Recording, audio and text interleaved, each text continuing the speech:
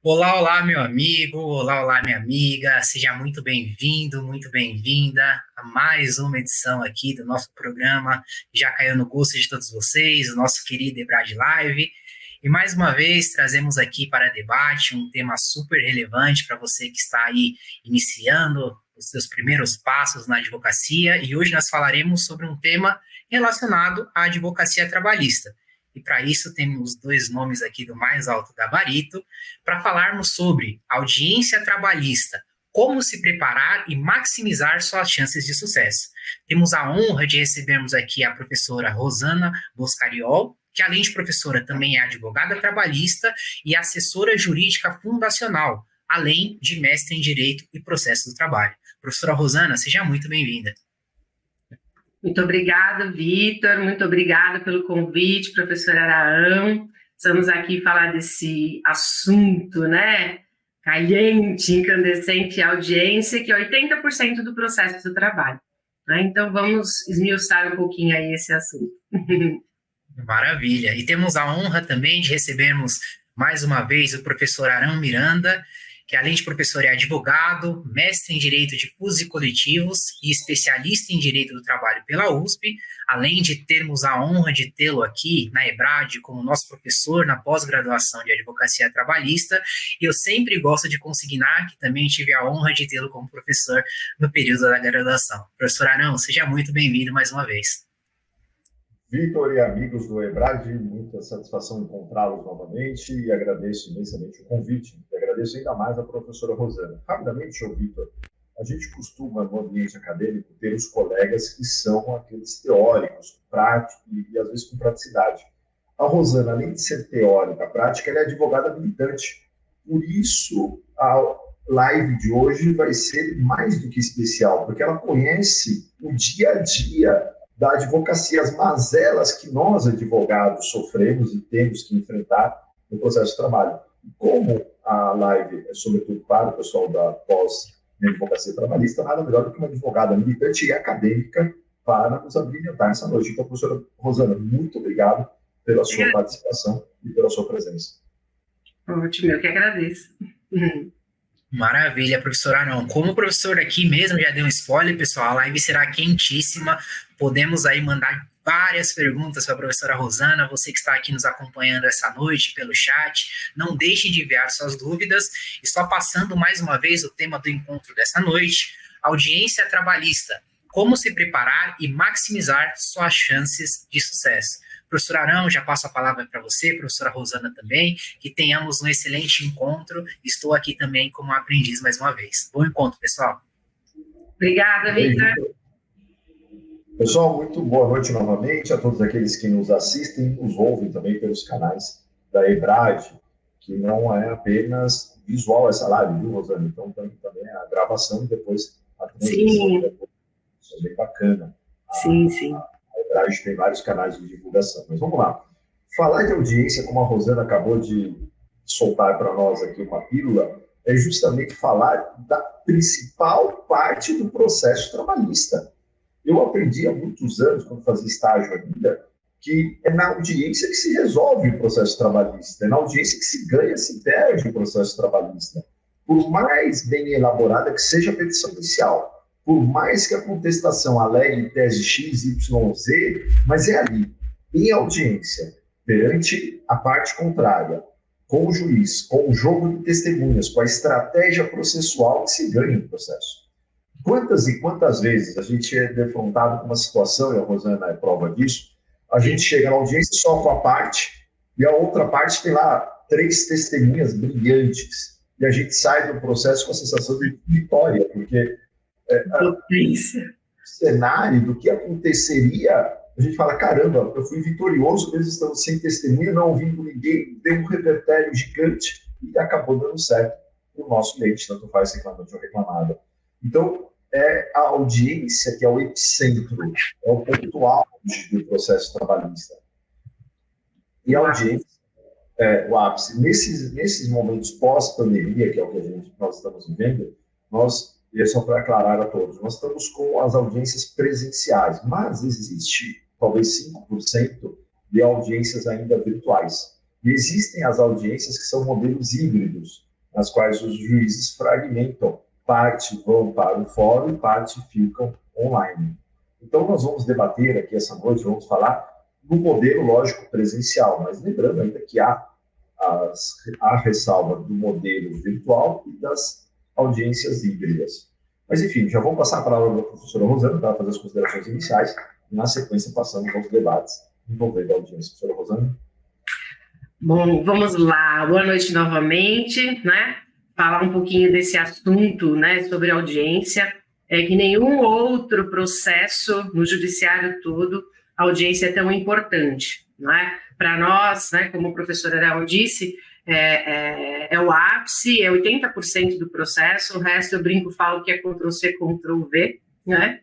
E primeiro, o porquê tudo isso, né? Nós fazemos parte de uma justiça especializada e informal, em que pese todas as decisões que nós temos de todos os tribunais, em que pese, né, as nossas nomenclaturas processuais, ainda assim, nós somos a mais informal, né? Diante dessa informalidade, né, às vezes a gente sofre um pouco, né, como advogados, porque a nossa função qual que é? Interceder, né? Seja numa audiência de conciliação, seja numa audiência de instrução. E nem sempre nós sabemos quem é a parte contrária, quem é o advogado da parte contrária, quem é o juiz que vai conduzir a audiência, quem são as testemunhas, né? Porque na Justiça do Trabalho pode levar testemunha na hora da audiência, né? Elas não são nomeadas, né, antes, intimadas antes. Então, nós temos aí uma aventura, né, audiência, é uma montanha-russa no escuro, né? E cabe a nós, advogados, né, conseguir driblar essa montanha-russa, tá? Isso nós trazemos com técnica, com experiência, com debates, né? E, obviamente, também fazendo audiência, né? Eu costumo falar para quem se formou, que está entrando no mundo das audiências, né? Que se não sabe ainda, está inseguro para fazer audiência, vai com um colega mais experiente, nem que ele não sente na mesa, alguns juízes deixam, outros não deixam, né? Mas ainda que ele não sente na mesa, na sala ele pode ficar, isso dá mais segurança, né? Porque, a princípio, né, nós temos o princípio da conciliação, que para nós, do processo do trabalho, né, é primordial, o processo pode até ser nulo se não houver a conciliação, né?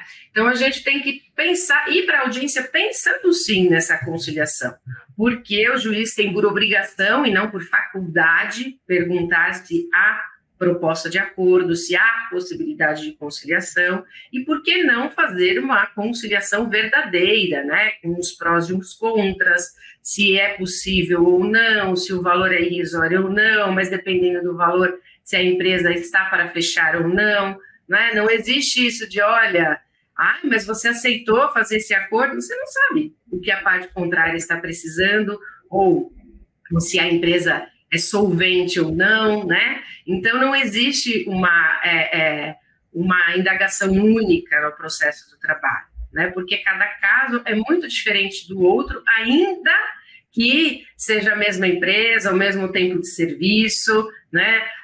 Cada caso é bem diferente. Então, a conciliação para nós é princípio, né? Primeiro porque está na CLT, né? O juiz tem obrigação de perguntar no início da audiência, antes mesmo de abrir a defesa, e é por conta da conciliação que existe o sigilo da contestação, né? Porque a conciliação tem que ser vista antes mesmo de abrir essa defesa.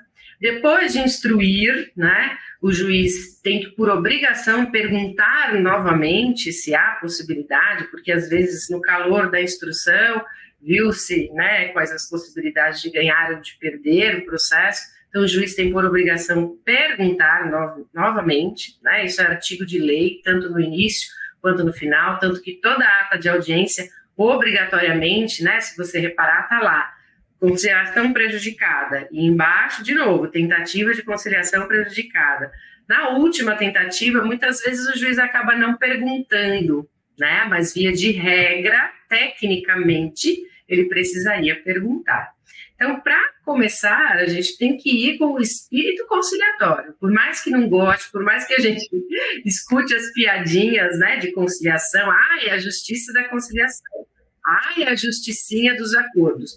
Não há nada de pejorativo em fazer acordo, ao contrário, né, nós estamos agora com inúmeros cursos, né, para conciliador, para mediador. Então, não há nada de pejorativo, nada de ruim em conciliar, inclusive para nós é um princípio, né? E a conciliação, a boa conciliação, depende muito de outro princípio, que é o princípio da oralidade, né? Aquele que tem facilidade na oralidade, facilidade de negociação, ele consegue melhores acordos, seja pelo reclamante, seja pela reclamada. Né? Então, eu queria introduzir a fala sobre audiências falando de conciliação, porque há muito preconceito em relação à conciliação, principalmente a judicial. Se não deu certo a comissão prévia lá, que está na CLT, se não deu certo outros tipos de acordos, se não deu certo, vai dar agora no judiciário? Sim, pode ser que sim, né? Porque nós estamos ali num ato solene, a audiência é um ato solene, né? Por mais informal que seja a justiça do trabalho, não deixa de ser um ato solene, e ela é um princípio, né? Tanto que o processo pode até ser nulo por falta da tentativa de conciliação, tá? Então, primeiro eu queria falar sobre isso, né? Sobre a conciliação, sobre essa possibilidade, o princípio da oralidade. E a conciliação também decorre do nosso jus postulandi, que nós tivemos a reforma trabalhista, mas o jus postulandi permanece, né? Tanto que nós nem éramos vara do trabalho, nós éramos junta de conciliação e julgamento, né? A CLT, quando fala em junta de conciliação e julgamento, está revogada tacitamente pela nomenclatura vara, né, que quando a emenda constitucional da década de 90, né, retirou os classistas da Justiça do Trabalho, né, para quem é mais novo nem sabe o que é juiz classista, eram juízes nomeados, né, para poder fazer a conciliação, né, tanto pelo reclamante quanto pela reclamada. Então nós tínhamos os classistas, um de cada lado, e o juiz togado, que é o concursado, né, é chamado de presidente. É por isso que nós vemos na CLT, né, o presidente. Alguns advogados mais antigos, se você for assistir a audiência, ele pergunta para o juiz, né, durante uma conciliação, qual a proposta da presidência? Aí quem é mais novo fala, nossa, mas presidência como? Só tem um juiz aqui? O que é? Por conta dessa história da junta de conciliação e julgamento, né? Então nós temos a conciliação, o princípio da conciliação muito forte ainda, apesar de não termos mais classistas, né? Apesar de não termos mais esse nome, mas sermos tratados como vara, como na justiça comum, né? Então, nós ainda permanecemos com esse princípio, né, bem latente na justiça do trabalho, princípio que eu gosto, eu acho que tem que ter. O grande problema da conciliação, principalmente aqui na capital e aqui no ABC de onde estou, né, na grande metrópole, é o tempo da audiência, né, porque quando o juiz realmente tem vontade de conciliar, né, a conciliação vai levar 10, 20, 30, 40 minutos. E, se for para levar uma conciliação esse tempo, é óbvio que ele prefere instruir, né? Falar, eu vou tentar conciliar aqui, ficar tanto tempo, perder tanto tempo conciliando, se eu já posso me livrar logo e instruir, né? Então, a gente tem esse problema aqui, porque as audiências são marcadas de 10 em 10 minutos, no máximo de 20 em 20. Todos nós aqui que fazemos audiência sabemos disso, né? Aqui no ABC, algumas varas marcam de 5 em 5 minutos. Pensa, não dá tempo aí de sentar, né? Então, a gente tem um pouco de dificuldade em relação à conciliação, e esse preconceito, né, com a conciliação, tudo isso atrapalha, né, nosso processo conciliatório, né? E aí, como o professor Arão disse, nós temos aí que depois da pandemia voltamos às audiências presenciais, mas, por exemplo, na capital eu tenho o juiz titular e o juiz auxiliar. Então, eles têm feito audiências concomitantes. Então, eu tenho feito, um faz a presencial, na vara, e o outro faz de casa, no virtual. Então, nós temos algumas varas que ainda estão fazendo virtualmente, apesar da norma da corregedoria, mas por conta do volume de processo, de audiências que aumentou, né, consideravelmente, né, depois da pandemia, então, existe essas audiências concomitantes. E no virtual, né, Arão, a gente tem mais dificuldade ainda em relação à conciliação, né? Eu sou a favor das duas, do presencial, da virtual. Eu acho que cada uma tem os seus pontos positivos e negativos. Mas no virtual a gente tem alguns problemas em relação aos juízes que fazem, por exemplo, audiência virada de lado. Então ele está assim, escutando aqui, né, uma audiência aqui, e digitando outra coisa que a gente não sabe o que, né, de lado. E então, quer dizer, isso dificulta demais, tanto a conciliação quanto a instrução, né, porque ninguém quer conversar com ninguém virado de lado, principalmente no virtual, né. E em compensação, a gente tem os juízes que são opostos a isso, né, que prestam realmente atenção, tentam conciliar, depois, se não deu certo, vão instruir e ficam o tempo que for necessário para entender, né, os depoimentos, e aí a audiência vai atrasando, e aí quem está esperando vai ficando bravo. Eu, particularmente, já é um outro tópico, já te passo a palavra, não, já é um outro tópico que eu gostaria de falar sobre os atrasos, né, na audiência. Depois eu quero que o professor Arão fale sobre isso. Eu, particularmente, já faço tanta audiência que eu acabei incorporando os atrasos, né? Quando o juiz é um juiz que, de fato, tenta conciliar, que, de fato, instrui de verdade, eu acabei incorporando porque eu penso igual uma consulta médica. Estou lá esperando a consulta médica, nunca que o paciente sai, só que quando chega a minha vez, o médico também me atende com cuidado e sem preguiça. Então, eu passei a usar essa analogia para estressar menos, certo? E tem dado muito certo. Por quê? Dificilmente, né, a gente usa aquela norma nova de 2023 do atraso do juiz, né? Você já usou, Arão, aquela norma nova, né? Que se tiver atrasado a gente pode reclamar, fazer constar, né? Complicado. Então, o que você acha, Arão, sobre essa história de atrasos? Vamos lá, então, Rosana. Vamos por partes primeiro. A audiência trabalhista, em regra, ela vai ser uma, única, e o ato deveria ser indivisível. A CLT assim prevê que todos os fatos ocorrem em audiência. Então, olha que interessante, nós temos o início da audiência com pregão. Pregão é justamente aquele ato que o servidor chama a parte. Eu já tive um caso no pretérito que eu quebrei o pau com o juiz, Rosana, porque era antes da pandemia. Ele estava fazendo audiência sem um secretário de audiência. E aí eu coloquei justamente para isso, se aconteceu algum vício aqui dentro, quem vai certificar o vício? Quem vai pontuar o vício? Não, mas o secretário não podia, eu estou agilizando para poder fazer. Eu falei, excelência, desculpa, mas é habilidade. O juiz não tem fé pública e o juiz tem que estar assistido por um secretário de audiência, que é o servidor público, que é ele que tem fé pública. O juiz fala, doutor, o senhor está querendo encrencar? Eu falei, não, excelência, é só formalismo mínimo, porque é ele que dá a fé pública, não o senhor. Mas se o senhor quer avançar, o senhor coloca que o senhor está fazendo audiência sem o servidor, não há problema nenhum. Não, então vamos cancelar aqui a ata, vamos dizer que está sem servidor, eu vou redesignar. Falei, tudo bem, pode redesignar. Só não vale o senhor fazer a audiência tendo que o servidor estar presente e o servidor não está presente. Esse é o ponto. Por que isso, Vitor? Na audiência una, todos os atos ocorreram dentro de audiência. Então, é desde o pregão, ou seja, o ato de chamar as partes, conferir os documentos, e aqui tem uma particularidade que eu já menciono, e aí a etapa seguinte, que é justamente o que a Rodana falou, perguntar da conciliação. A conciliação, na verdade, ela não começa em audiência, ela começa fora da sala de audiência em momentos pretéritos.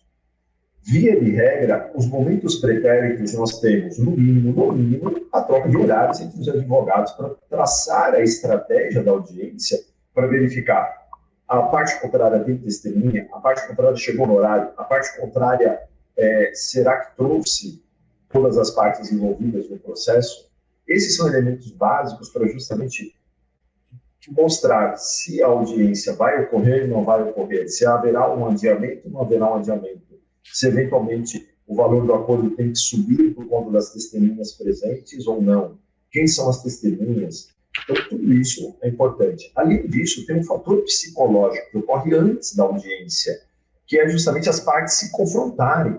A relação trabalhista é uma relação humana, tipicamente. Então, o local de trabalho onde as pessoas trabalhavam, existem sentimentos, existem energias, e aquilo é levado para o tribunal. E aquele momento pretérito à audiência, aqueles minutos que antecedem a audiência, há essa troca de energia, essa troca de olhares, essa positiva ou negativa, né, Rosana? Mas ocorre. E ali, naquele momento, com as testemunhas, com as partes, os advogados mais experientes sabem se vai dar acordo, se o valor do acordo vai subir, vai reduzir, se a parte está angustiada, se a parte está preocupada, se a parte vai ter controle emocional de aguentar o juiz e a pressão ali dentro. Então, aqueles momentos pretéritos são decisivos para nós, advogados, formalizarmos ou não, ou avançarmos ou não com o acordo que poderá ocorrer lá dentro, ou somente com a instrução. Se a instrução vai ser mais difícil ou menos difícil também com isso. Mas os momentos pretéritos da audiência são de extrema importância. Então, o que a Rosana falou é importante, Vitor, que é chegar antes à audiência e estar presente. Eu sou contrário a alguns colegas. Alguns colegas, Vitor, chegam na audiência e ficam escondidos, para não mostrar testemunha, para não mostrar a parte. Eu não. Eu chego, quero cumprimentar. Eu e a Abraão somos assim, a nossa vida é um livro aberto. Eu chamo a testemunha, pode ir lá cumprimentar, não tem problema, fala oi, para mostrar que você está tranquilo, que você vai falar a verdade, que não tem problema aqui. É importante dar a cara a tapa e mostrar tranquilidade, mostrar a paz que cada um tem dentro de si. Isso é decisivo naqueles momentos pretéritos. Isso acalma, inclusive, o advogado. É importante deixar isso claro, que a tranquilidade da testemunha e da parte faz com que o advogado fique tranquilo, fique em paz, e com isso ele consiga conduzir melhor tecnicamente os trabalhos que virão pela frente. Não é isso, Rosana? Aquele momento prévio é importante, essa questão psicológica ali na antessala. Importantíssimo. Inclusive, quando é virtual, eu fico bem brava que algumas varas não abrem a tela antes da audiência. Porque eu gosto quando abre antes, que é para eu ir conhecendo o advogado, para ir conversando, para falar bom dia. Para ouvir fofoca. Também, para abrir, né? Porque a gente não precisa ser sisudo, você precisa ser técnico, mas você não precisa ser sisudo, você pode abrir sorrisos, né? Porque tem colegas nossos que confundem algumas coisas, né? E que depois que sai de lá quer brigar, né? Então, não é assim que funciona, né? Então, além de ser importante, né, no presencial, você está vendo as testemunhas, aí às vezes, né, por exemplo, tem mais de 3 testemunhas, aí a pessoa já fica nervosa, né, a parte já fica nervosa, nossa, mas a doutora você falou que pode levar até 13 e tal, eu falei assim, não, ele trouxe mais por 2 motivos, ou porque no decorrer da audiência, uma delas vai servir, outra não, e aí ele vai chamar que melhor serve, ou simplesmente para fazer volume. Eu sou advogada, eu sei bem que tem gente que faz isso, né? Que leva 8, 10, leva Kombi, né? Eu sou do tempo da Kombi. Leva Kombi de testemunha e ninguém vai depor, né? Porque simplesmente, como o Arão disse, né? Eu gostei que você tocou nesse ponto. A audiência trabalhista é sentimento, porque nós passamos mais tempo com as pessoas que a gente trabalha do que com as pessoas da nossa casa, né? Então, nós passamos não só o tempo da rotina do dia a dia, como o tempo da nossa vida, mais tempo trabalhando do que não trabalhando, né? Então, é óbvio que a convivência com aquelas pessoas do seu trabalho vai trazer alegrias e angústias, né? E aí, se você leva testemunha, que era amigo, depois brigou por algum motivo, teve algumas picuinhas que todo trabalho tem, a convivência traz isso, né? E você já leva uma testemunha dessas para fazer volume, pronto, já desestabiliza a parte que não está preparada para isso, já desestabiliza, né, o reclamante ou reclamada que você não preparou, porque a gente tem que preparar para isso, inclusive. A A gente não tem que instruir o que falar, porque ele vai falar o que tiver que ser dito de acordo com a primazia da realidade dos fatos, que é outro princípio, né? Agora, emocionalmente, o advogado tem até essa obrigação, né? Então, a gente fala assim, olha, não assusta, pode aparecer preposto X, preposto Y, pode aparecer testemunha A, testemunha B, né? Não é o depoimento desse ou daquele que vai ter que te desestabilizar. Se você está dizendo que é verdade isso, que é verdade aquilo, né?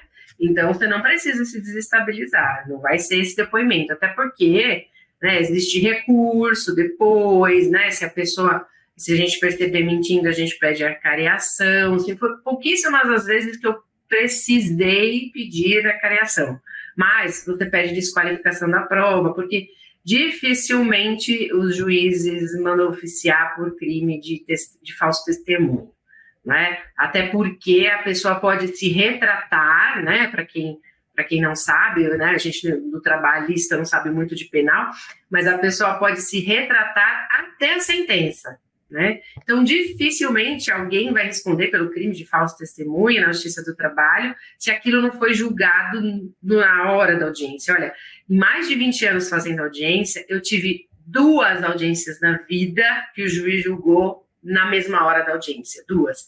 E era um processo, eu estava pela reclamada, era um processo de pedido só de horas extras, né? E era verdade mesmo, só tinha esse pedido, não tinha aqueles pedidos de A, Z1, Z2, Z3, Z4, né?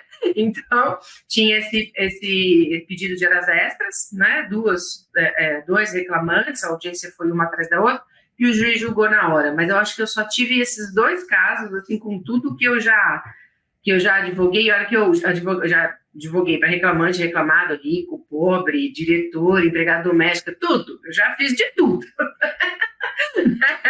E assim, no meio disso tudo, eu só tive 2 audiências que teve julgamento na hora. Então, é muito difícil alguém... eu não conheço nenhum caso que alguém tenha respondido pelo crime de falso testemunha na audiência trabalhista, justamente por conta da faculdade de se retratar, né, até a sentença, né? E também porque o juiz pode simplesmente desqualificar a prova, e aí se ele desqualifica o depoimento, acaba o crime, né? Então, você já viu alguma vez, Ara, alguém responder por falso testemunha na trabalhista? Eu tenho um caso emblemático, Rosana, isso tem mais ou menos uns 10, 15 anos, eu acho que era São Bernardo ou Santo André, alguma coisa assim. Eu lembro que era a região próxima de São Paulo, para quem está fora da região de São Paulo, era um dos grandes municípios aqui da região metropolitana de São Paulo. E o juiz, na oportunidade, ele era um juiz estrela. Hoje está no tribunal do TRT da segunda região, como desembargador estrela. Enfim, sem nomes, mas ele tinha uma estrela. E ele começou a fazer perguntas para a testemunha, e a testemunha era professora de lógica na USP. Ela era professora titular de lógica na USP. Ela tinha trabalhado com o meu cliente, que era professor, numa universidade privada. E aí, ao longo do depoimento dela, ela disse para o juiz: desculpa, excelência, mas a sua pergunta não tem resposta. A sua pergunta deveria ser assim, assim, assim, para eu responder sim. Ou assado, assado, para eu responder não. O senhor me perguntou algo que eu não consigo responder, nem sim, nem não. E aí ele falou: eu vou reformular, a senhora preste atenção. Ela prestou atenção, o senhor continua errando, porque o senhor não sabe fazer perguntas. O senhor quer saber a resposta tal, mas o senhor não sabe fazer a pergunta. E aí aquilo foi gerando o juiz, com a testemunha, o código penal que estava atrás dele, bateu na mesa 2 vezes assim, falou: a senhora vai responder por crime. Ela falou: tudo bem, eu posso responder pelo crime, mas o senhor podia aprender a fazer perguntas. Se o senhor aprender a fazer perguntas, vai ficar... Tá vendo? É uma aventura, eu amo essa montanha-russa da Justiça do Trabalho. E aí, na ata, ele abriu a ata na hora e falou: eu vou redigir. Eu falei: excelência, pela ordem. A partir do momento que o senhor se indispôs com a testemunha, o senhor tem mais ânimo, independência para julgar. Eu vou processar o senhor, o senhor faz o que o senhor quiser. Eu não tem problema nenhum, eu chamo a prerrogativa e a gente conduta a audiência da forma que quiser. Aí eu levantei, dei um grito no corredor, aí veio um advogado: eu vou chamar para o senhor, aquela coisa do colega e tal. Eu só sei que na sala, daqui a pouco, tinha umas 10 advogados, segurança e tal, e a testemunha continuava plena, serena, na frente do juiz, e dizia para ele: o senhor continua não sabendo fazer perguntas. Se o senhor quer me prender, o senhor pode me prender. mas eu vou dizer para todo mundo que o senhor não sabe fazer perguntas. E aí constou na ata justamente essas informações, e aí o juiz coloca a testemunha do Olha, pelo tom que você está falando, eu já sei quem é. Aí eu pedi a palavra, fiz constar a minha versão, o advogado da reclamada fez constar a versão deles, e o pessoal da interrogativa fez constar a versão deles. E aí, imediatamente, eu entrei com um pedido para que o juiz fosse afastado por suspeição do caso, porque ele tinha as condições subjetivas de julgar o processo. Uma nulidade aí, né? E aí ele mesmo se deu por impedido, ele falou, não vou julgar esse caso, passou o substituto, julgou, saiu a sentença, tal, executamos, recebemos. Mas foi um caso emblemático. E eu me lembro que na sentença, justamente por desqualificar a testemunha, o juiz que julgou deixou de expedir o ofício. Porque, em que pese ter ocorrido todo o problema ali na audiência, ele considerou que o depoimento estava prejudicado. E aí, se o depoimento é prejudicado, não teve que expedir o ofício. Mas foi um quebra-pau com a testemunha gigante. E esse juiz maluco... Era de que lado a testemunha? Só para eu reclamar. Reclamante? Reclamante. O juiz maluco partiu para cima e pediu para expedir ofício. Por sorte, na época, o ofício não era online. O ofício saía depois da sentença que o cartório fazia. Era tudo manual. Tudo, sim. Antigo. Então, teve esse problema. E teve um outro caso em Franco da Rocha, que o juiz também mandou expedir ofício para apurar um falso testemunho. E aí chegou na delegacia, a testemunha falou, não, o que eu falei em juízo é verdade. Eu estou falando a verdade. Todos os outros mentiram. E eu juro que eu falei a verdade. E aí ele começou a juntar provas para o delegado, na Polícia Federal, provando que realmente ele estava dizendo a verdade. E aí ficou uma situação muito interessante, porque o delegado apurou que não existia o falso testemunho, que a testemunha falou a verdade. Então nós tínhamos um problema sério dentro do processo. E aí, se ela falou a verdade, os outros aqui estavam mentindo. Exatamente. E aí, nesse caso, o delegado pediu ofício para o juiz, devolvendo as informações que a testemunha confirmou, e que disse, que estava, que fez, e que provou que não existia ali. Inclusive, o Ministério Público, nesse caso, pediu arquivamento. Sim, então, mas em nenhum dos casos a pessoa teve que, foi condenada ao fazer... Eu tive um outro caso, olha que interessante, que a testemunha, ela estava no meu processo e ela estava morrendo de medo, porque ela tinha sido condenada em outro processo anterior e teve que pagar multa no processo anterior por falso testemunho, inclusive estava com inquérito policial. E aí, na hora da audiência, que ela me falou, doutor, nesse caso, eu vou dizer para coisa assim, porque eu estou com inquérito policial na Polícia Federal e paguei multa, porque no processo anterior eu respondi por falso testemunho. Então ela estava no meu processo, eu falei, não, você vai dizer a verdade, fala o que você quiser confortavelmente aí, porque eu não quero te comprometer em hipótese nenhuma, absolutamente nada. E aí ela tinha sido condenada anteriormente. E aí, Rosana, nos faz, então, remeter a um ponto. E aí a pergunta que não quer calar. Cuidado com a resposta, hein, Rosana? Advogado... tem que falar, avisar, né? Advogado pode ou não pode conversar com a testemunha antes? Porque instruir não pode, o Estatuto da OAB proíbe. Instruir testemunha nós não podemos nunca. Mas conversar com a testemunha naquele momento da pré-sala, antes de entrar em audiência, pode, não pode ou deve? O que você acha, Rosa? Depois eu acho que deve, não acho... Desculpa, Victor, pode falar. Não, depois eu tenho também um comentário para fazer, depois do comentário da professora Rosana, e depois nós temos uma pergunta, mas professora Rosana, pode seguir. Tá.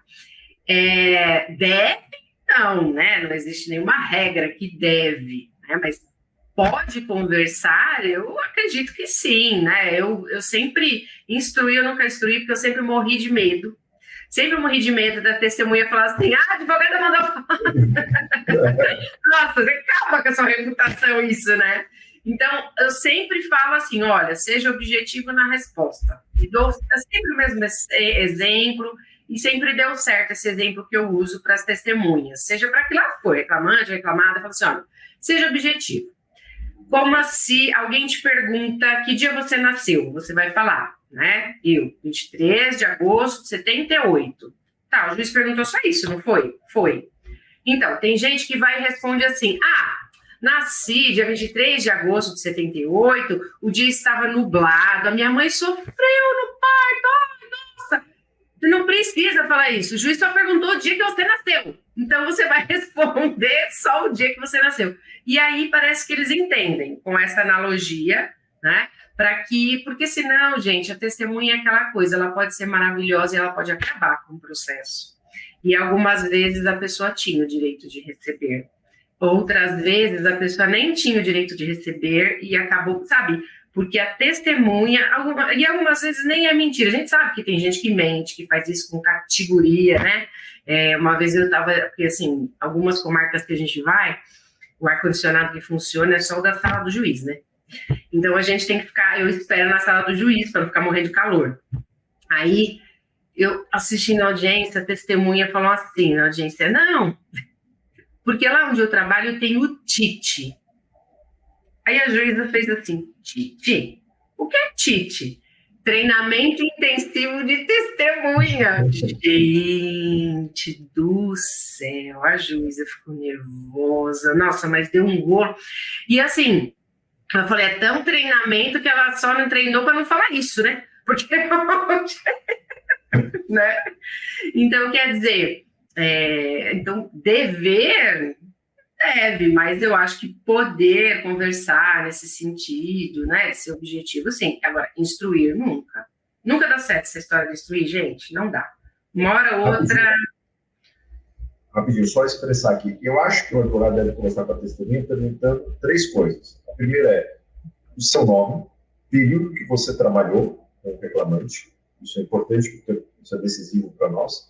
E outra, a hora que você entrar lá, diga a sua verdade. Não invente nada. Se você não lembrar, diga, comigo era assim. E com o reclamante eu não sei. Eu costumo dizer o seguinte, é isso que eu falo com testemunha. Qual é o seu nome, que época você trabalhou com o reclamante, e a hora que entrar lá, diga a verdade. Se você não lembrar, diga, comigo era assim, com o reclamante eu não sei. Isso, porque... não sei, não lembro, é tão fácil, isso, né? Porque isso alivia o nosso problema, porque senão o cara vai querer inventar uma história para ajudar o juiz, para colaborar com o reclamante, e aí dá aquela meleca insuportável no processo. Então, diga, sim, é porque eu falo assim, a testemunha, ela pode falar, não sei, não lembro, não vi. Quem não pode falar isso, né? Olha só como é o paradoxo, né? A testemunha não pode mentir, senão pode ser processada e presa. Mas ela pode responder que sim, que não lembra, que, né, que faz muito tempo. Já o preposto, se ele mentir, não acontece nada com ele, né? Via de regra, em relação porque ele não presta compromisso. Mas ele não pode falar que não lembra, que não sabe, porque senão nós temos a confissão ficta, né? Então, a testemunha pode falar que não lembra, que não sabe. O preposto é que não pode, porque se ele não conhece os fatos, vai ter confissão ficta. E eles estão, e a justiça tem tacado a confissão ficta sem dó, viu? Nesses casos de olha, não sei, não me passaram. A empresa não me passou, o que ela fazia? Ai, gente. Então, assim, não vai dar nenhum crime, não vai responder por nada, não vai ter ofício por nada, mas vai ter confissão ficta, né? Então, é diferente da testemunha, que pode falar a qualquer momento, não sei, não lembro, né? A mesma coisa com a contradita, né? Eu adoro contradita, o pessoal se perde, preclui prazo na contradita, né? Eu nessas de ficar esperando, outro dia, mais um caos, né? Eu sempre conto isso em sala de aula, porque os alunos gostam muito dos exemplos, né? Para lembrar. Então, você contradita a testemunha depois que o escrevente qualifica. Mas o escrevente, ele não avisa, oi, acabei de qualificar. Não, você tem que ficar atento. Ou assim que chama a testemunha, você já avisa, né? O juiz, excelência, eu vou contraditar essa testemunha. Ele fala, tá bom. Então, assim, a testemunha entrou, o escrevente lá qualificou, e a advogada estava assim, dedinho, escolinha. Ninguém entendeu nada, né? O advogado assim. Aí o juiz prestou compromisso, né, de dizer a verdade e tal. Aí depois até de um tempo de depoimento, assim, não foi logo de cara, ela falou alguma coisa que comprometia, né, o que a advogada queria. A advogada, excelência, eu vou contraditar. Aí o juiz falou assim, doutora, já passou o prazo de contraditar, precluiu, mas eu estava com o dedo levantado. Então, quer dizer, ela, não, precluiu, você tem que falar. Por isso, o princípio da oralidade, né, a preclusão, aqueles 80% na audiência que a gente falou no começo, faz parte, né? Então, quem está acostumado a fazer audiência em outras justiças, se não tiver ligeira na Justiça do Trabalho, esquece, né? Então, existe um momento até para contraditar. E nesse caso, voltando à pergunta, Arão, você costuma falar assim, olha, se perguntarem se é amigo, você fala que não, ou você não fala nada? Simplesmente, fala a verdade. Vamos ouvir o Vitor, porque eu acho que o Vitor ia fazer uma pergunta, queria falar alguma coisa. Isso, Vitor, desculpa, estou empolgada aqui. Primeiro, eu queria dizer que essa live deveria ter acontecido há 15 dias, porque meu pai participou de uma audiência trabalhista e para nós aqui, desse outro lado, que não atuamos na Justiça do Trabalho, eu não entendi nada de começo. Primeiro, que a advogada pediu para levar 6 testemunhas, eu já não entendi o porquê. Depois, ela pediu para o meu pai chegar com 2 horas de antecedência, também não entendi o porquê. E o que acontece? Justamente isso que vocês disseram ali no começo, principalmente a professora Rosana. Ela conversou com meu pai nos momentos prévios ali, e com as testemunhas também, né? Só que assim que a reclamada chegou, junto com as testemunhas dela, nesse momento de embate ali, e era um pedido também de horas extras, uma das testemunhas da parte contrária era justamente uma pessoa que meu pai fazia as horas extras com ela. Então, aí eu comecei a entender, pediu para chegar com 2 horas de antecedência, mas uns 40 minutos dessas 2 horas foi só para acalmar o meu pai a partir do momento que ele se deparou com essa outra testemunha da parte contrária. Ele ficou totalmente desestabilizado, mas no fim das contas a audiência aconteceu tudo da melhor maneira possível. Mas agora eu começo a entender, né, um pouco melhor aqui nesse encontro com vocês, o quão importantes são esses momentos prévios. E aproveitando que vocês trouxeram aqui esse ponto das testemunhas também, nós recebemos uma pergunta aqui do João Matheus. Ele fala assim, aproveitando o gancho das testemunhas, como fica a audiência UNA virtual, onde a reclamante não levou testemunha e o juiz apenas advertiu e constou em ata, mas resignou a prejuízo para a reclamada? A testemunha será precisa na próxima audiência? Vou reler, tá? Pode ser que ficou um pouco confuso aqui. Aproveitando o gancho das testemunhas, como fica a audiência UNA virtual, onde a reclamante não levou a testemunha e o juiz apenas advertiu e constou em ata, mas a redesignou a prejuízo para a reclamada? A testemunha será precisa na próxima audiência? Eu acho que você consegue interpretar aqui o que ele... Eu acho que eu entendi o que ele quis dizer. Ele não disse qual rito que é, né, mas via de regra, no rito sumaríssimo precisa ter o convite, mas no ordinário não precisa. É só a parte de falar, olha, a gente convidou a testemunha e ela não veio, né? E aí o juiz redesigna. Alguns juízes, mesmo sendo ordinário, fala que redesigna, mas que a testemunha tem que vir sob pena de multa na próxima. Então, ele até redesigna, mas sob pena de multa, embora não precisasse, porque se o rito for ordinário, né, o próprio rito diz que pode fazer isso. Mas eu não entendi só o prejuízo que a reclamada teria, de ter ido na audiência e não ter tido audiência, é isso? Eu também não entendi. Então, João, se você quiser reformular a pergunta e mandar aqui para a gente novamente, ao decorrer desse encontro ainda até o final, eu faço aqui novamente para os professores. Mas podemos eu acho que o que ele quis dizer é assim, porque se não a testemunha não foi, se não tivesse redesignado, ficaria melhor para a reclamada, porque não ia ter depoimento. Acho que é isso que ele quer dizer, não? Mas aí, Rosana, aproveitando então o gancho da pergunta, acho que a gente tem que falar justamente da cisão de audiência. Por quê? Porque a pergunta do nosso colega nos remete justamente a um fato que ocorre cotidianamente na Justiça do Trabalho, que é aquela audiência que o juiz tem, exemplo, o reclamante não tem a testemunha, que o juiz tem a reclamada, não tem a testemunha, é que o juiz acaba fazendo, cindindo a audiência. E aí nós temos um problema muito sério ao devido processo legal e ao contraditório, que é a fragmentação da produção da prova oral. Quando a CLT cria o rito mínimo para a audiência, o objetivo é que todos os atos ocorram em audiência, o princípio da concentração dos atos em audiência. Quando o juiz fragmenta a audiência, porque as testemunhas ou as partes não estão todas presentes, por mais que a ata seja mantida em sigilo, há prejuízo efetivo, porque a parte contrária ouviu, a parte contrária está com o advogado. E o advogado minimamente mais esperto e acostumado com a justiça do trabalho sabe que perguntas fazer, como se portar na próxima audiência. Então, a cisão da produção da prova oral nunca é salutar, exceto nos casos em que a testemunha tem que ser ouvida por carta precatória ou está à distância, e aquela testemunha, às vezes, não é tão relevante assim, as outras já prestaram depoimentos. Mas é importante a gente falar da cisão da prova oral, que, ao meu juízo, daí a Rosana poder falar a opinião dela, não é interessante. Mas eu tive um caso, que depois da opinião da Rosana, eu conto o meu caso. Diga aí, Rosana. Olha, cisão da testemunha tem sido muito comum, porque, principalmente dos juízes que gostam de instruir, que até coloca a mão no queixo, assim, para ouvir melhor a fofoca da instrução, né? Porque, gente, é bafão, né? Fala sério. O cotidiano de trabalho sempre tem uma história mirabolante, sempre, né? Então, assim, o pessoal acha que é só no direito de família, que vai ter barraco, nada disso, né? A justiça do trabalho acontece muito por conta da convivência.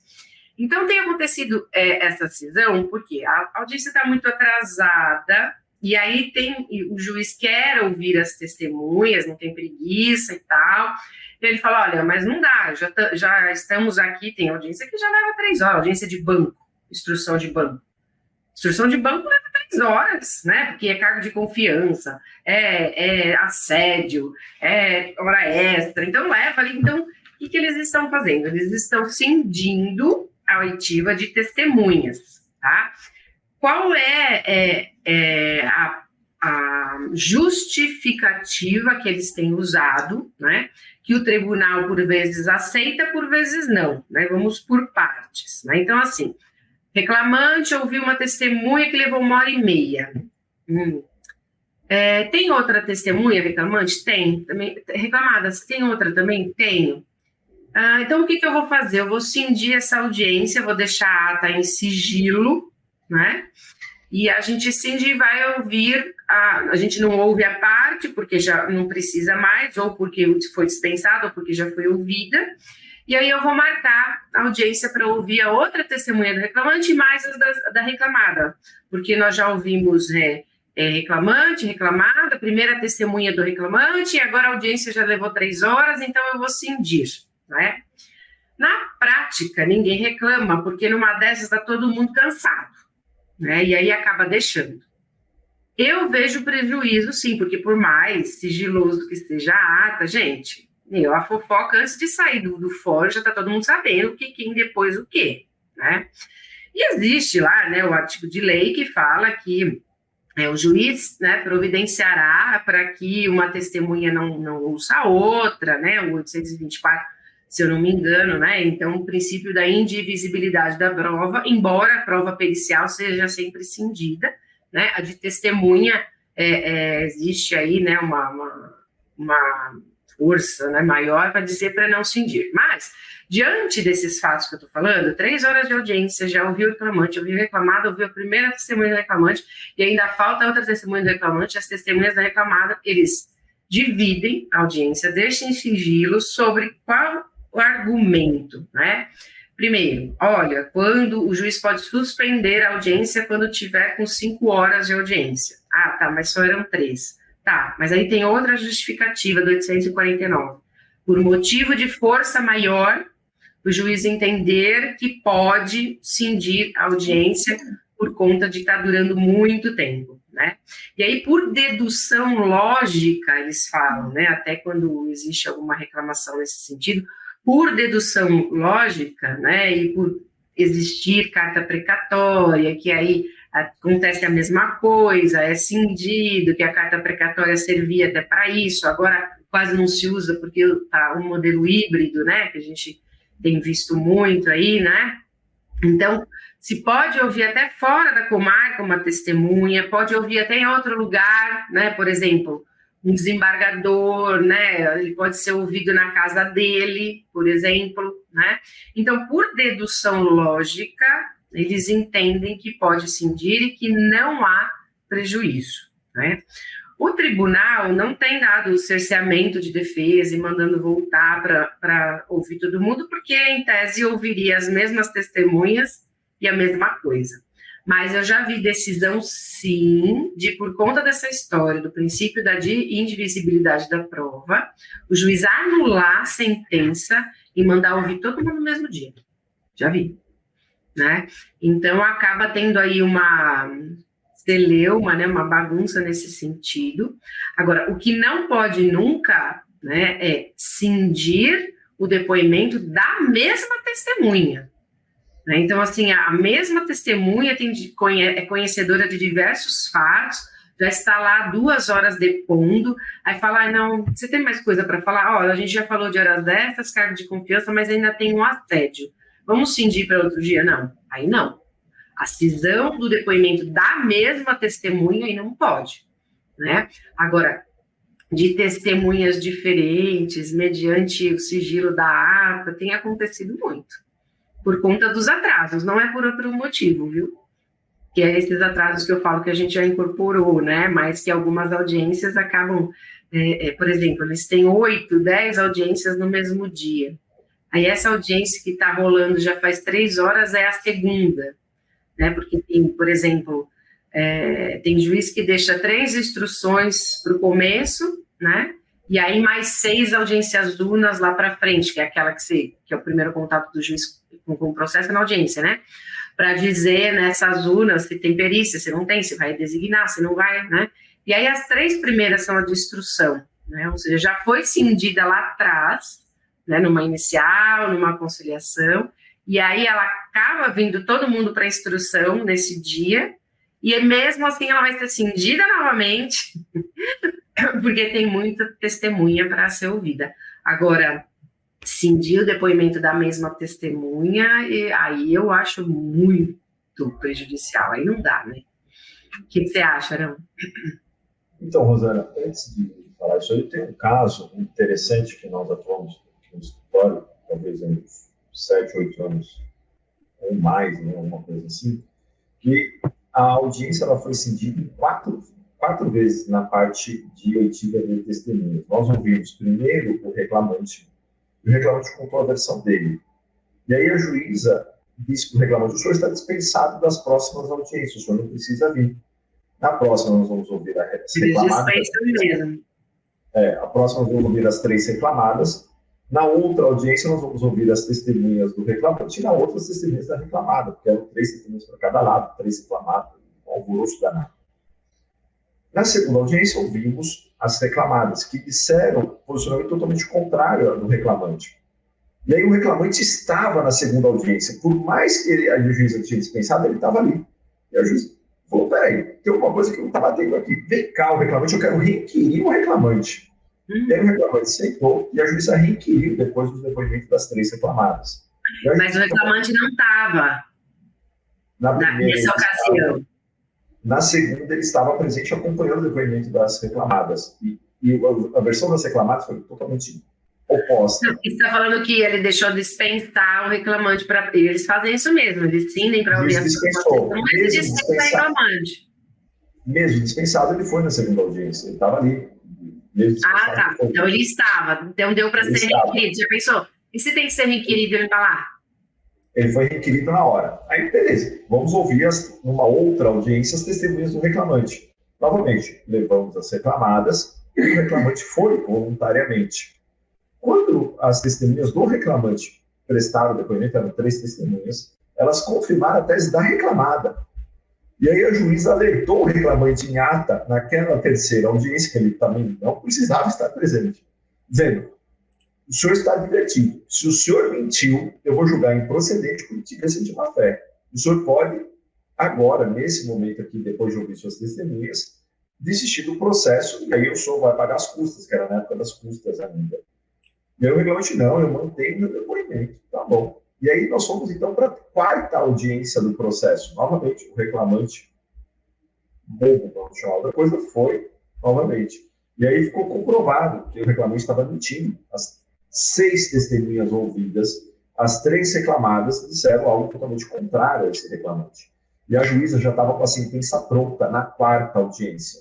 Acabaram os depoimentos das testemunhas, a juíza sacou a sentença de improcedência, já condenou o reclamante de litigância de má-fé, custas e honorários.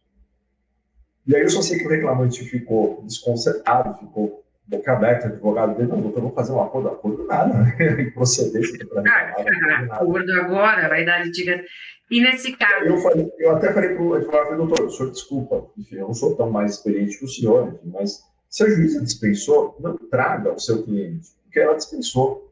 Faça audiência só você sem o reclamante presente. Por mais que ele quisesse ver o circo pegar fogo, se a juíza dispensou, dispensou. Porque o advogado errou ao levar ele na segunda audiência, e ele foi confrontado com a empresa. Ao levar na terceira audiência, ele foi confrontado com as próprias testemunhas dele. A juíza devia estar, desculpa a expressão, de saco cheio daquele reclamante mentiroso. Vem na quarta audiência, ela soltou a sentença de improcedência e condenou o reclamante. Mas, assim, inabilidade total do colega que conduziu aqueles trabalhos naquela audiência.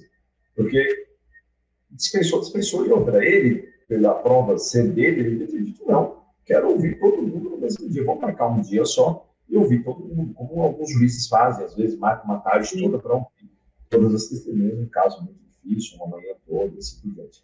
E aí tem um outro caso, Rosana, eu falei a tarde toda, a manhã toda, há muitos anos eu tinha um colega que ele era juiz em Rondônia.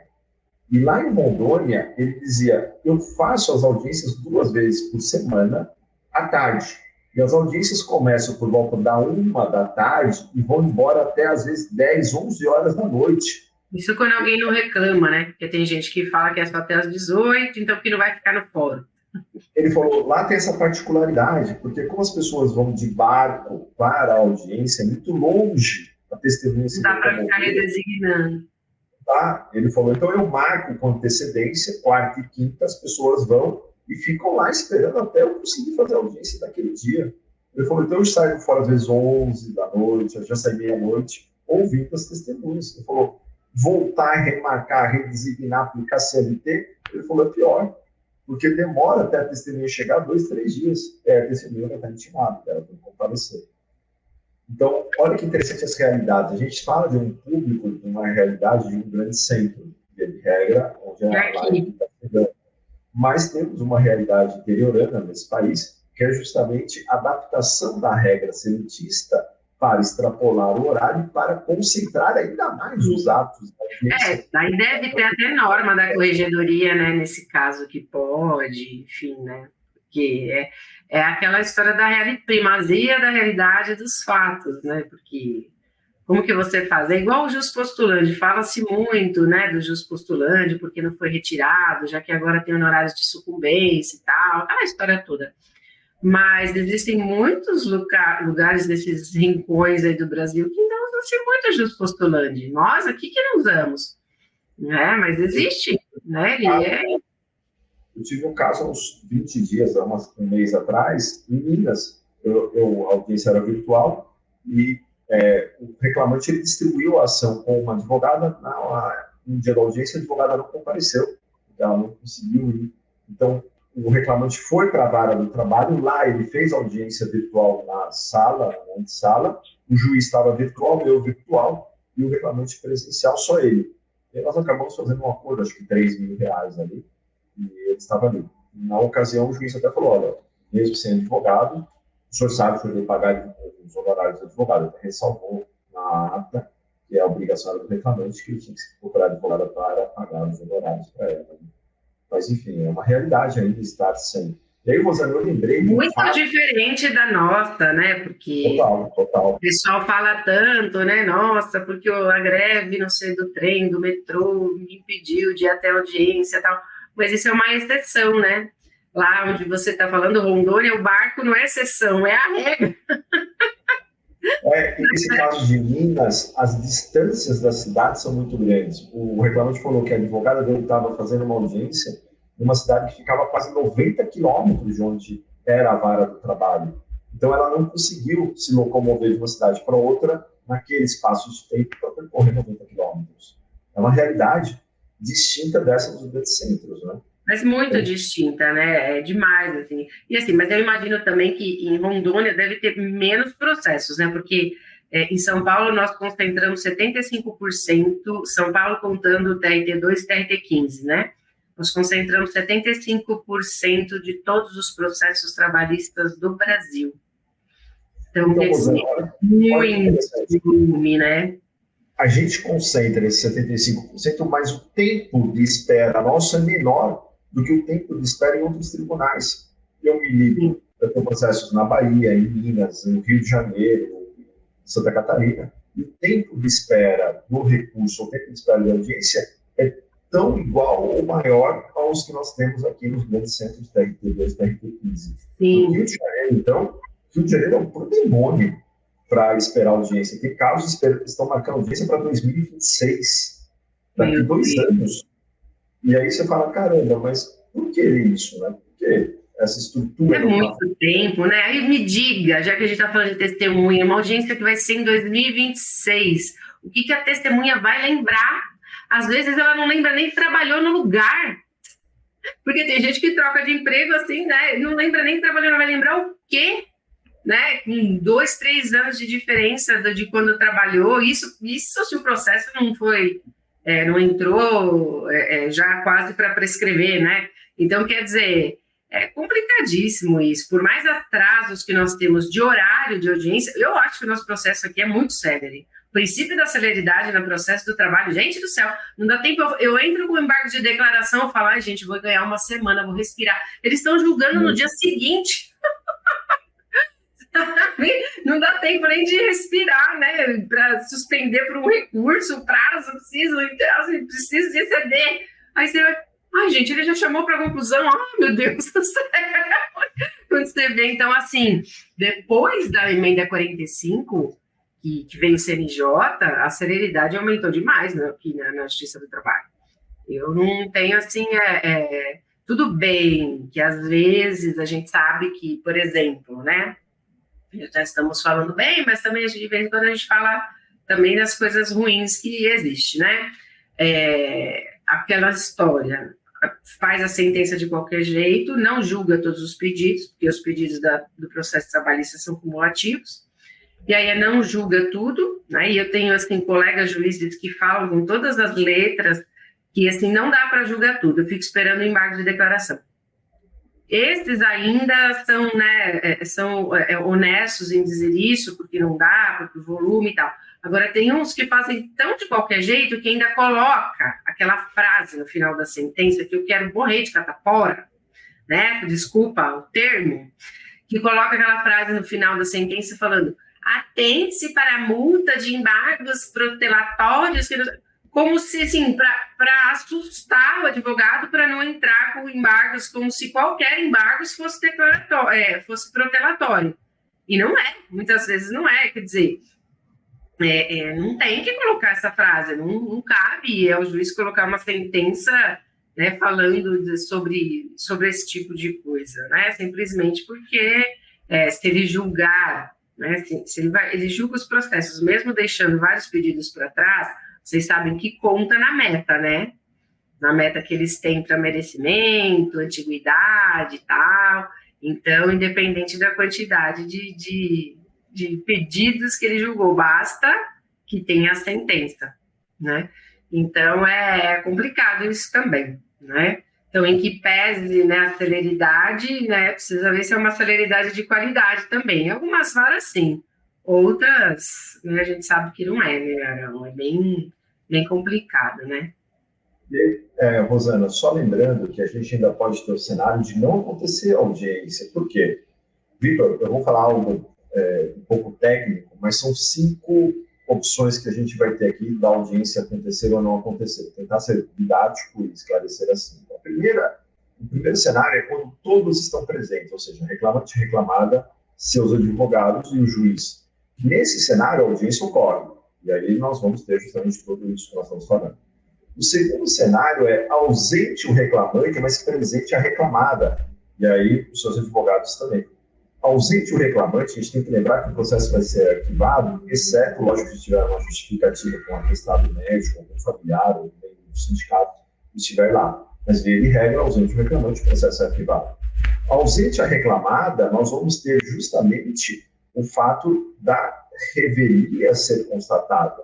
Mas, atenção, porque a CLT em 2017 ela foi alterada e nem sempre a revelia é decretada. Por quê? Quando se tem documentos no processo, porque o advogado da reclamada está lá, né? Quando se tem documentos no processo suficientes para afastar a revelia, o juiz pode, então, reconhecer a validade dos documentos e afastar a revelia, dependendo, lógico, do conteúdo a ser discutido.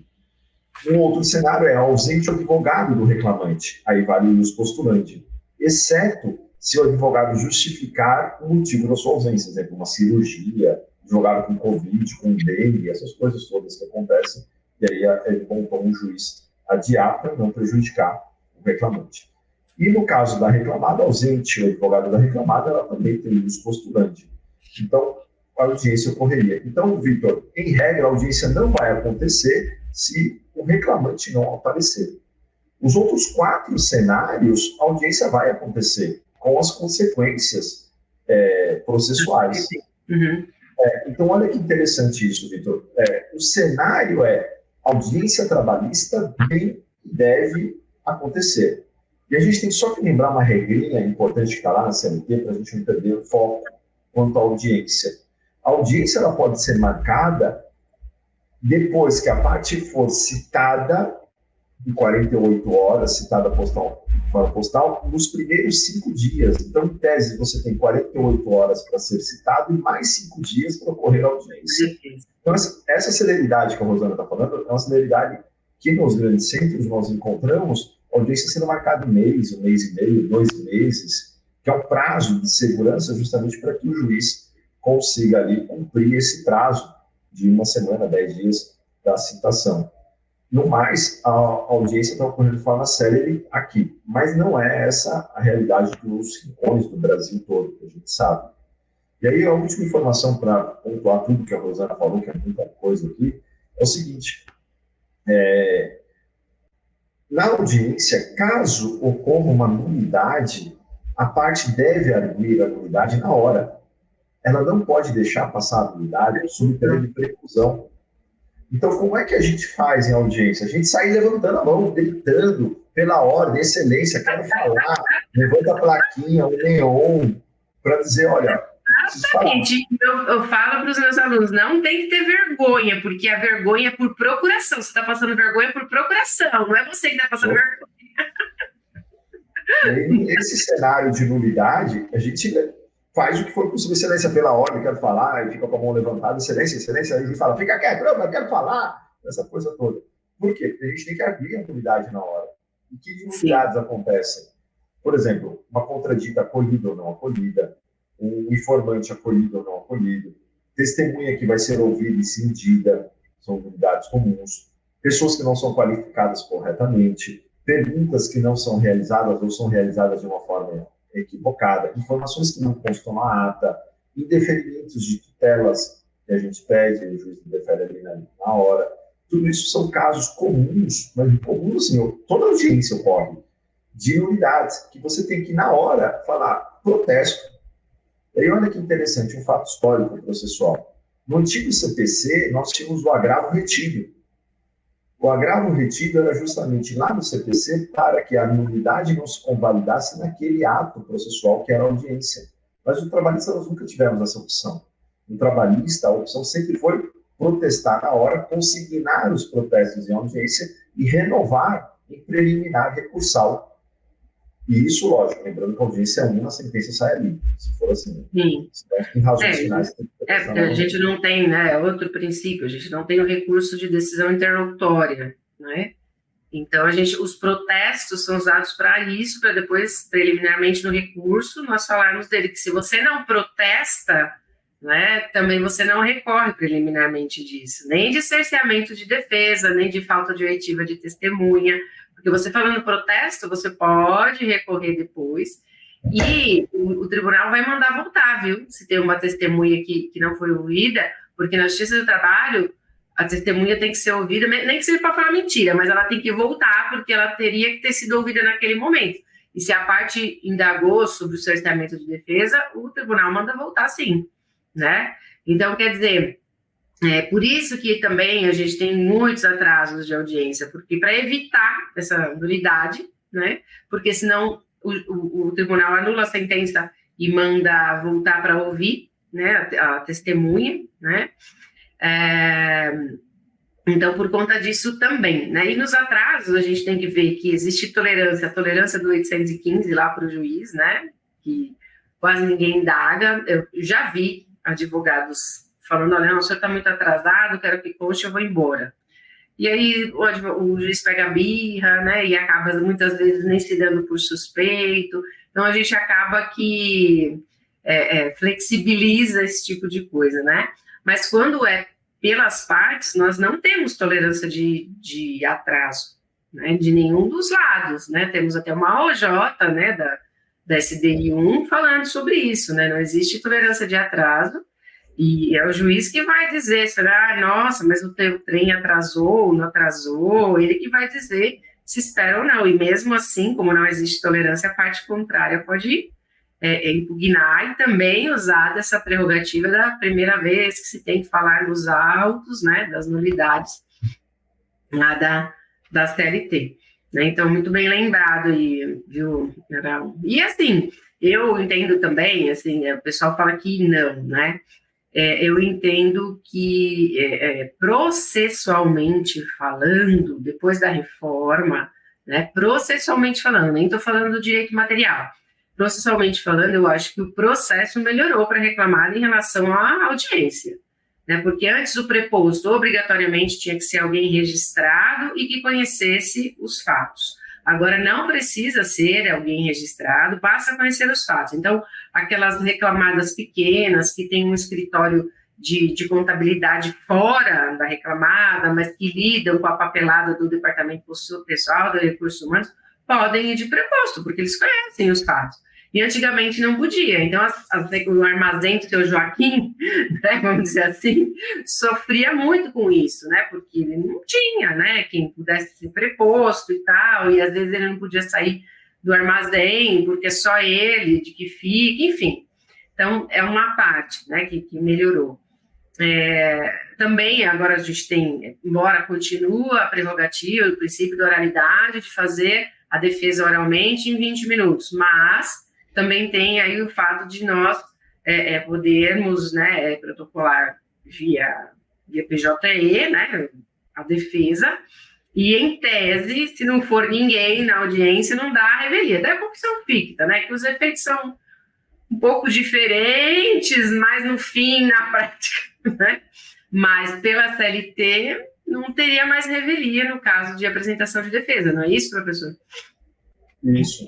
Eu tenho tido um problema significativo pelo volume de audiências que nós temos aqui. Tem 6, 8 audiências aqui, coisa insana, que é justamente a falta de rito dos juízes quanto à questão da produção da prova oral versus produção de prova técnica. Tem juiz que instrui primeiro para depois fazer a prova técnica, tem juiz que primeiro faz a prova técnica para instruir depois.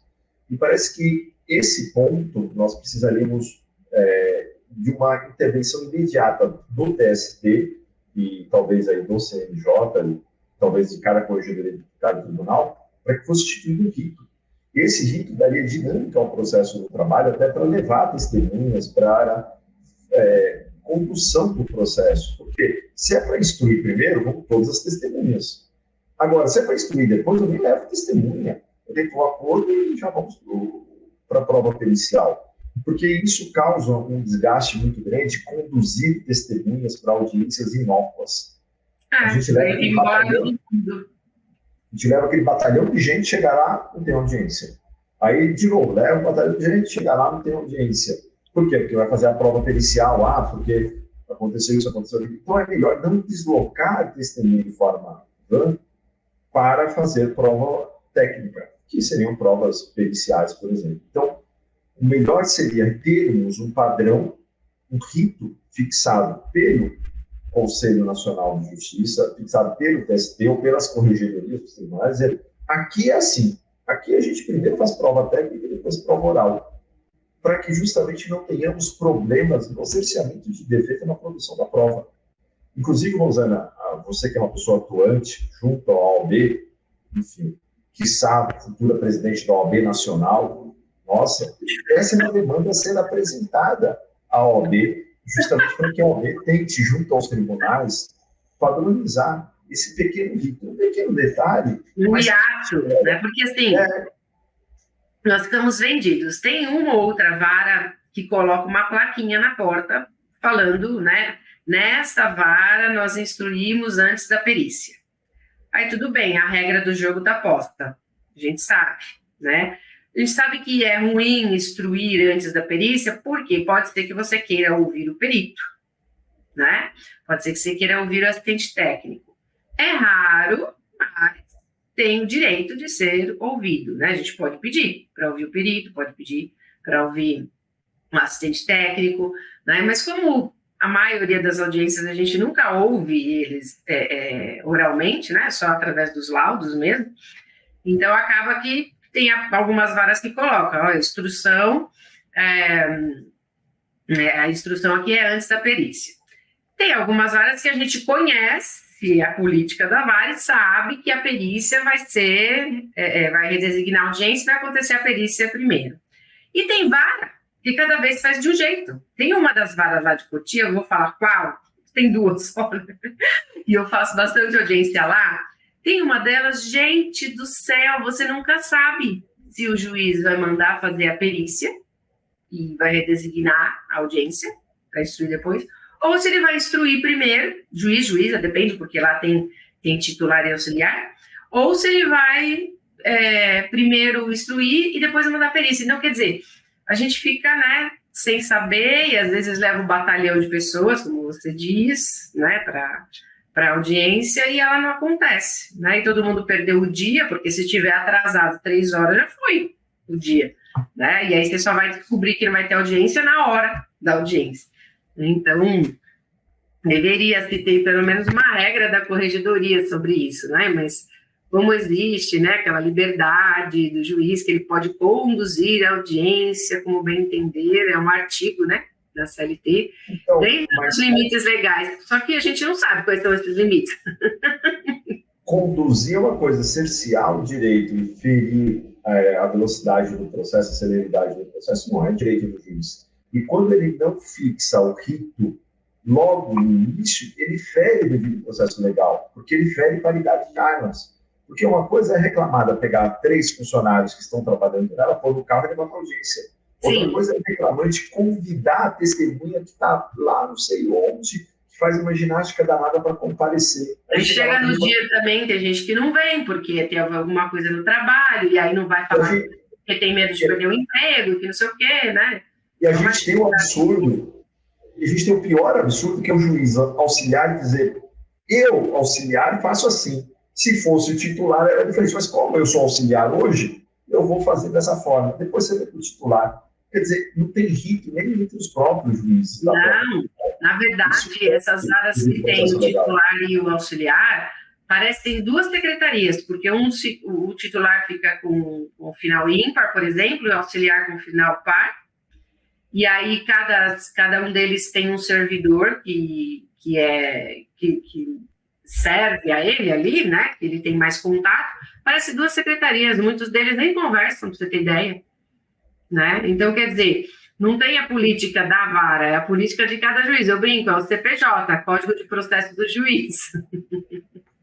Vitor, estamos chegando perto do fim aqui, mas eu tenho uma ideias malucas para quem talvez esteja nos assistindo, para que participe ativamente desse dilema, que seria o seguinte: ideia, tá? Nem sei se dá. Mas nós temos um patrono do nosso curso, que é justamente o ministro do TST, que é uma pessoa muito ilustre, enfim, que é o patrono do nosso curso de advocacia trabalhista. Uma ideia seria coletar opiniões e sugestões dos nossos ouvintes, dos nossos telespectadores, e depois, através desses e-mails, encaminhar para o patrono, para quem sabe esse debate possa ser levado para as instâncias superiores, para eles entenderem o dilema de um pequeno detalhe que gera uma dificuldade significativa na prática da advocacia. Assim, a gente sai do campo teórico, que é justamente esse debate aqui, e passamos para o campo prático, que são para os advogados militantes recém-formados acolher e ter sugestões sobre problemas práticos que possam ser levados para frente, sobretudo esse detalhe de produção de prova, de condição de testemunha, pequenos detalhes como esse, que podem ser levados através de um espaço acadêmico como uma dúvida acadêmica, como um problema acadêmico que não tem solução na norma processual.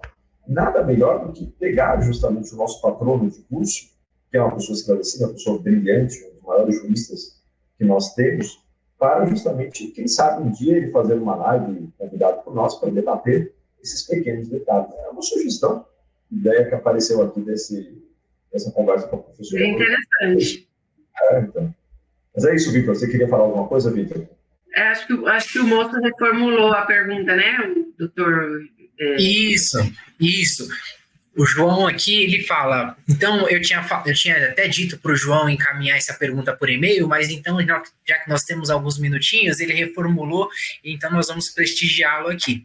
Ele fala, aproveitando o tempo, reformulando a pergunta, audiência una, reclamante não levou testemunha e juiz advertiu e iria arquivar o processo, mas o advogado da reclamante diz que não tinha ciência. Advogado da reclamada pediu para constar em ata a preclusão. De fato, prejudica a reclamada? Haveria preclusão da testemunha da reclamante? Então, Vitor, vamos lá. Esse é um erro comum que acontece nas varas, sobretudo quando se tem juiz titular, juiz auxiliar ou não tem um procedimento fixado, que é a vara na citação intimar testemunha ou intimar a parte a já apresentar o rol de testemunhas ou já levar a testemunha à vista sob o tempo de preclusão. Então, como não tem um procedimento fixado, fica a critério de cada juiz. O juiz pode, então, dizer, siga a norma processual, como a Rosana falou, traga as testemunhas no dia da audiência e ali, se você apresentar a testemunha, eu vou ouvir. Caso contrário, não. Tem juiz que determina o seguinte, no dia da audiência, eu vou ouvir aquelas que você apresentou um rol. Se não, as que você trouxer livremente, mas o ônus da prova é seu.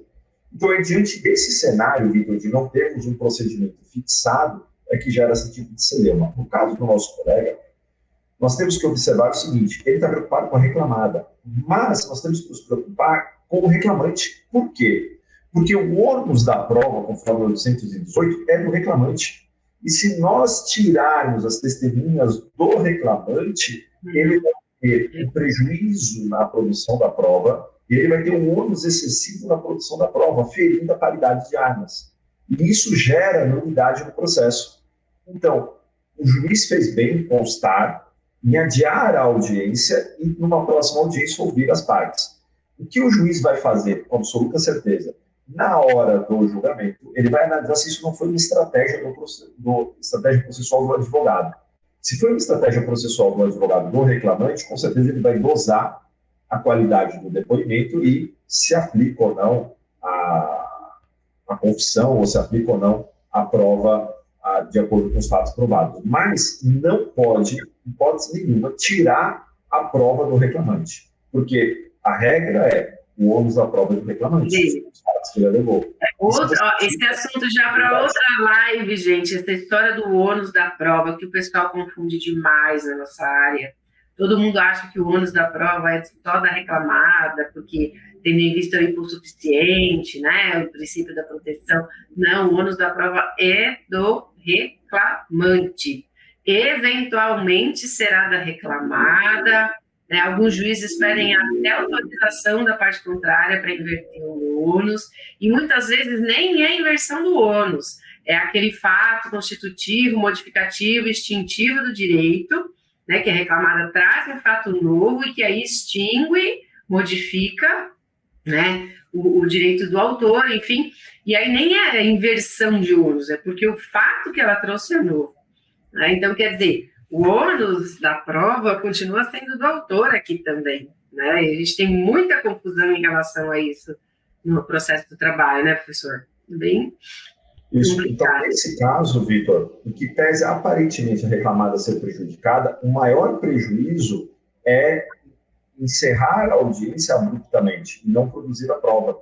Sim. Por quê? O reclamante, se ele recorre para o tribunal, ao tribunal analisar, com absoluta certeza o tribunal vai anular o processo, mandar voltar e ouvir as testemunhas. Com isso, passou o tempo, correu juros, tomar cuidado com o juiz, porque o juiz é o maior que tem no Brasil. Então, a maior rentabilidade de correção é o processo de trabalho. Então, cuidado com isso, está correndo.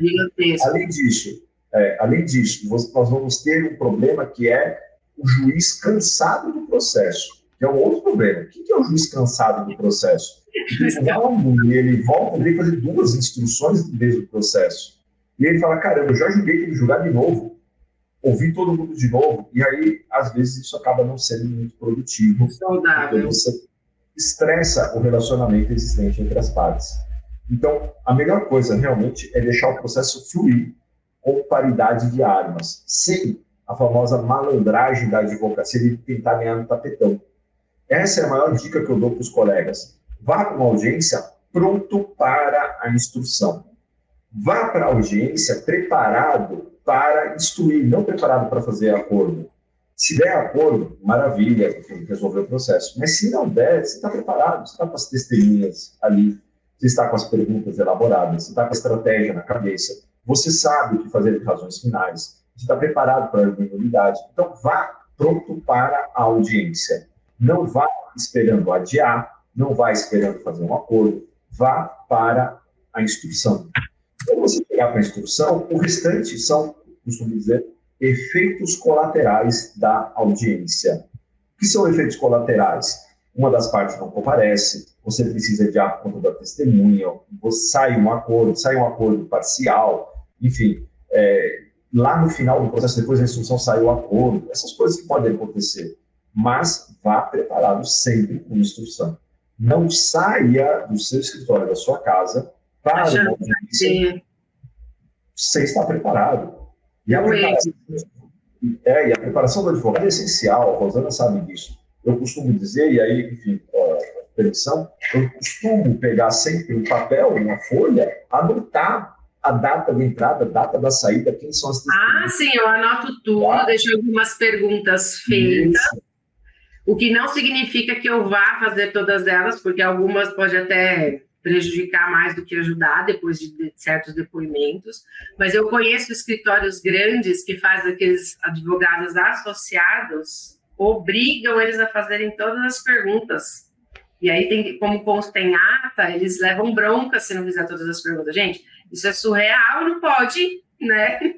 Não pode, porque de acordo com a condução do processo da audiência é que você vai ver se precisa ou não fazer uma pergunta. Tem coisa que você não pode perguntar.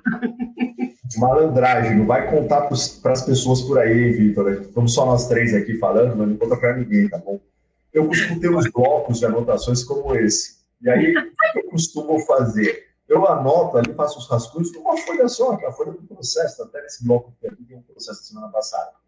E aí, na hora da audiência, a pessoa não sabe. E aí eu vou folhando o bloco, e aí eu vou deixando a parte contrária em pânico ali na mesa da audiência. Falar, excelência, deixa eu achar a pergunta dele aqui, vai achar qualquer pergunta, as coisas estão em branco, ele não vê, né? E aí a pessoa começa a desestabilizar, que ela acha que é tudo aquilo de pergunta, que é tudo aquelas informações, quando na verdade não é. Mas, enfim, o processo é um jogo de psicologia pura. Então é importante o advogado ter a experiência e saber dessa pequena malandragem. Psicologia ajuda. Psicologia, estado emocional. Um detalhe técnico que eu estava quase esquecendo de falar. Obrigatoriamente, quando vai instruir, tem que ser aberto o sigilo da contestação. Porque, muito embora seja dificultoso ver correndo lá, ali na hora, né, a defesa, os fatos que não forem controvertidos, né, ninguém pode fazer pergunta. Se não for controvertido, não é motivo de prova. Então, então, se a defesa não falou nada, não é controvertido, então não é motivo de prova. Né? Por isso que, obrigatoriamente, né, tem que abrir o sigilo da contestação, porque às vezes isso passa batido na hora da audiência, porque ninguém olha direito mesmo a contestação, mas se não tiver, esquece, não tem que fazer perguntas sobre, porque não é controvertido. Eu sei que o Vitor vai nos cortar, mas eu tenho que lembrar um detalhe importante para os colegas. Não há hierarquia entre juiz e advogado no Ministério Público. E, além disso, ocorrendo nulidades em audiência, nós temos as prerrogativas da OAB a favor dos advogados. Mas cuidado, não abuse do seu direito. certo? Entre ter prerrogativa, que é a extrapolação do nosso direito de defender o cliente, e ser mal criado, ríspido com o juiz, são coisas distintas. Mas é isso, não há hierarquia entre advogado e juiz, e, na dúvida, se um juiz ou alguém, uma autoridade, ferir nossas prerrogativas, nós temos comissões de prerrogativas da OAB sempre à nossa disposição. A prerrogativa serve para defender o advogado, e não o cliente do advogado. Importante também. Sim, aí todo fórum tem, pode chamar a OAB que a prerrogativas vale, né? É isso, Vitor. Eu acho que você vai nos cortar aqui, porque o horário está acabando, né? O olhar do Vitor aqui. Nada. Estou vendo a italiana. Por mim, nós continuaríamos aqui por muito tempo, e é bom consignar também aqui que esse nosso papo ele poderia se estender por horas ainda, então aproveitar que esse encontro está sendo gravado, já deixo aqui novamente o convite para a professora Rosana participar conosco novamente. Com certeza temos muitos temas aí. Eu gosto muito, né? Nós somos advogados e professores, ou professores e advogados. Eu comecei a dar aula com 15 anos, dava aula para criança. Então, foi a primeira coisa que eu fiz na vida, né? Então, a gente gosta, né, porque a gente transmite, mas ao mesmo tempo a gente está aprendendo, né, com que o pessoal vai perguntando, com que os colegas vão falando, então é bem interessante. E a gente conhece tanto alunos, sabe, Vitor, que, por exemplo, a gente nem precisa de relógio em sala de aula e live, porque quando está chegando a hora do intervalo, a hora de ir embora, vocês começam a ficar assim, igual você tá. Se mexer, fica diferente, ai, não sei se eu falo, ai, não sei. Aí você nem precisa olhar no relógio, porque a gente já sabe que ou é hora do recreio ou é hora de ir embora. Por mim, eu ficaria, e o professor Arão sabe, porque durante o período de graduação, nem todo mundo gostava de advocacia trabalhista. Então, embora eu não tenha partido para esse lado, digamos assim, de atuação, eu era um dos que ficava bastante com o professor Arão ali, conversando durante o período de aula. Mas aqui, eu tenho certeza que se nós não encerrarmos nesse horário, outras dúvidas chegarão, porque o pessoal está bem ativo no chat. Então, eu já deixei aqui o e-mail para você que tem a sua dúvida também, e por acaso nós não passamos por alguma temática, envie o e-mail aqui para a gente, com certeza eu posso encaminhar para a professora Rosana, para o professor Arão também, e eles podem responder ali por e-mail. Mas, professora Rosana, eu agradeço demais a sua participação nessa noite. Eu aqui, mais uma vez, como aprendiz, com o professor Arão, com você também. Como eu disse ali no começo, nos meus momentinhos de fala, essa live me ajudou bastante, né? Porque, queira ou não, uma hora ou outra ali durante o nosso período de advocacia, pode ser que seja necessário nós desbravarmos, né, essa outra área da advocacia trabalhista também. Então, esses alunos também... A preparação emocional é tudo na luz no escuro da audiência trabalhista, viu? A gente precisa muito se preparar, desde o advogado até a parte, e para nós é o cotidiano, né? Para a parte seja reclamante, seja reclamada, talvez seja a primeira vez que ela está entrando no fórum, né? Talvez aquele processo seja a vida dela, né? Então, quer dizer, não é raro a gente ver, por exemplo, quando o juiz está com paciência para conciliar, as partes desabafarem, reclamante preposto de uma empresa pequena, por exemplo, né? As partes desabafarem e o acordo sair simplesmente porque o processo não tinha a ver com dinheiro, tinha a ver com mágoa, né? Então, assim, é muito comum isso, né? Porque a gente passa a maior parte da nossa vida trabalhando, né? A maior parte do nosso tempo do dia trabalhando. Então, é muito comum isso acontecer, né? Então, a gente tem que ter preparação emocional, sim, né? Então, é bem interessante. Então, já aproveitando, né, que eu estou com a palavra, obrigada, Vitor, pela condução dos trabalhos, obrigada, Araão, pelo convite, pela amizade, obrigada pelo tempo de quem está assistindo, né, que é o tempo que nós temos de mais precioso, né? Então, obrigada, enfim, por tudo. Gostei muito de participar. Professor Arão?